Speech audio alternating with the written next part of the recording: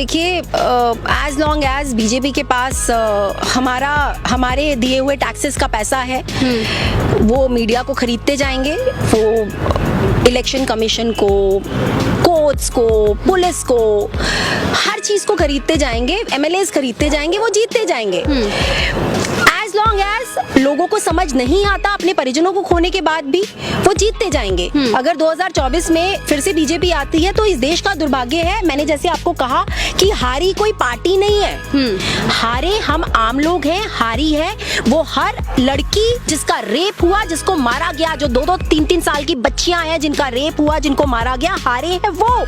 हारे हैं गोरखपुर के बच्चे जिनकी मौत हो गई ऑक्सीजन की सिलेंडर की कमी की वजह से।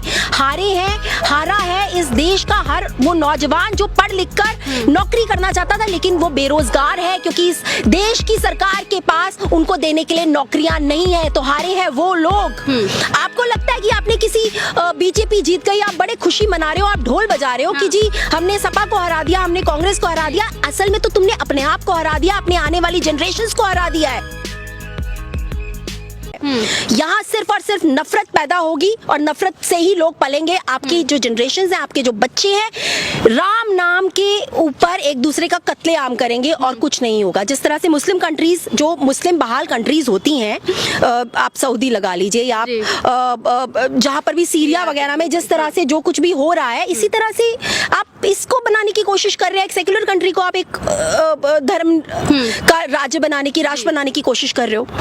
तो क्या लग रहा है कि जनता ने जिस तरीके का फैसला इस बार लिया है, भुगतेगी आगे चल के? बिल्कुल। आप मुझे बताइए, सफर कौन करता है?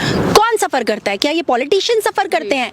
क्या जो ये पॉलिटिकल पार्टीज हैं जो हारी हैं, क्या वो सफर करते हैं? नहीं, सफर करता है आम इंसान।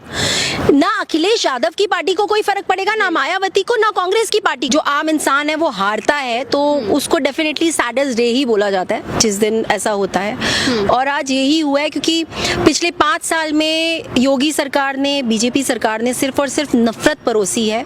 और अगर आज लोगों ने उस नफरत को चुना है तो आप समझ सकते हैं कि इस देश का आगे भविष्य क्या होने वाला है। यहाँ सिर्फ और सिर्फ नफरत ही जिएगी। जो आम इंसान है, जो आम मुद्दे हैं, उनकी तरफ ना कभी लोगों का, जो लोग बीजेपी को सपोर्ट करते हैं, जो लोग बीजेपी को वोट करते हैं, ना उनका ध्यान गया, ना ही आगे जाएगा। भले ही वो उनके घर वाले भूखे मर जाए, भले ही उनके घर वाले कोरोना जैसी महामारी में मर जाए, लेकिन कहीं ना कहीं मैं कहूँगी कि जैसे ये हमेशा कहते आए हैं कि हिंदू को जगाना है और राम मंदिर लाना है और राम मंदिर के नाम पर हमें लोगों को पागल बनाकर वोट लेना है, तो वो जीत गए, जैसा वो कहते थे। एट द सेम टाइम मैं ये कहूँगी कि ये जो हार हुई है, ये उस हर लड़की की हार हुई है जिसका रेप हुआ, जिसको मारा गया, फिर चाहे वो हाथरस है जो यूपी में था, जो यूपी में है, फिर चाहे वो उन्नाव की बेटी है वो हारी है, लखीमपुर के वो किसान हारे हैं, उनकी वो फैमिलीज हारी है जिनको बीजेपी के कार्यकर्ताओं ने मार दिया था उनके ऊपर गाड़ी चला के, हारे वो हैं, उनके घर वाले हारे हैं।